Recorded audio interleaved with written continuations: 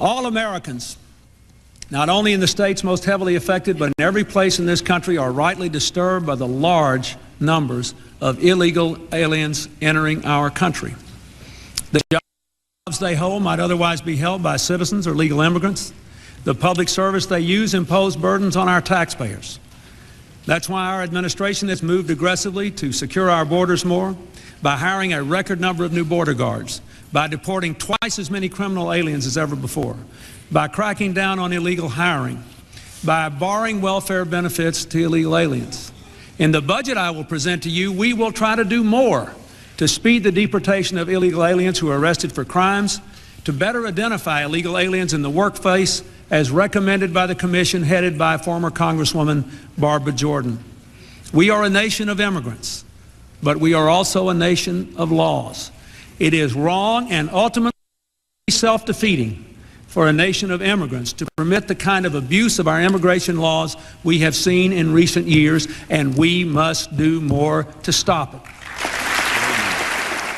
I've asked for a few minutes of your time to discuss a matter of national importance: the reform of America's immigration system.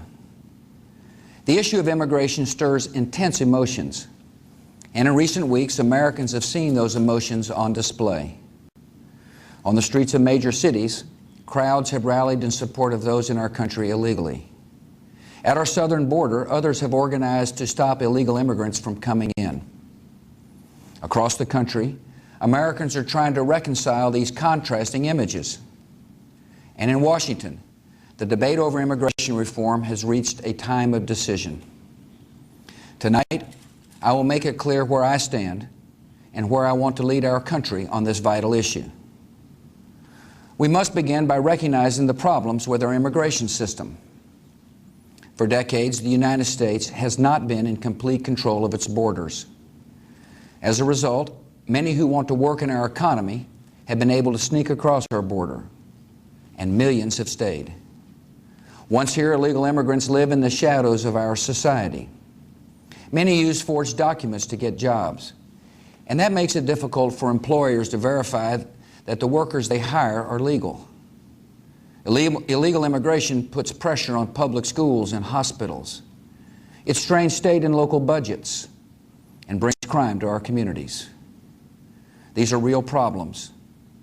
Yet we must remember that the vast majority of illegal immigrants are decent people who work hard, support their families, practice their faith, and lead responsible lives. They are a part of American life, but they are beyond the reach and protection of American law. We're a nation of laws, and we must enforce our laws. We're also a nation of immigrants, and we must uphold that tradition which has strengthened our country in so many ways. These are not contradictory goals. America can be a lawful society and a welcoming society at the same time. We will fix the problems created by illegal immigration, and we will deliver a system that is secure, orderly, and fair. So I support comprehensive immigration reform that will accomplish 5 clear objectives. First, the United States must secure its borders. This is a basic responsibility of a sovereign nation. It is also an urgent requirement of our national security. Our objective is straightforward. The border should be open to trade and lawful immigration, and shut to illegal immigrants as well as criminals, drug dealers, and terrorists. We're going to make this country safer for all our citizens. There's no denying that many blacks share the same anxieties as many whites about the wave of illegal immigration flooding our southern border. The number of immigrants added to the labor force every year is of a magnitude not seen in this country for over a century. If this huge influx of mostly low-skilled workers provides some benefits to the economy as a whole, it also threatens to depress further the wages of blue-collar Americans and puts strains on an already overburdened safety net. Need to better secure the border and to punish employers who choose to hire illegal immigrants. We are a generous and welcoming people here in the United States, but those who enter the country illegally and those who employ them disrespect the rule of law, and they are showing disregard for those who are following the law. We simply cannot allow people to pour into the United States undetected, undocumented, unchecked, and circumventing the line of people who are waiting patiently, diligently, and lawfully to become immigrants. The bill before us will certainly do some good. It will authorize some badly needed funding for better fences and better security along our borders, and that should help stem some of the tide of illegal immigration. Real reform means stronger border security, and we can build on the progress my administration's already made, putting more boots on the southern border than at any time in our history, and reducing illegal crossings to their lowest levels in 40 years. Real reform means establishing a responsible pathway to earned citizenship, a path that includes passing a background check, paying taxes and a meaningful penalty, learning English, and going to the back of the line behind the folks trying to come here legally.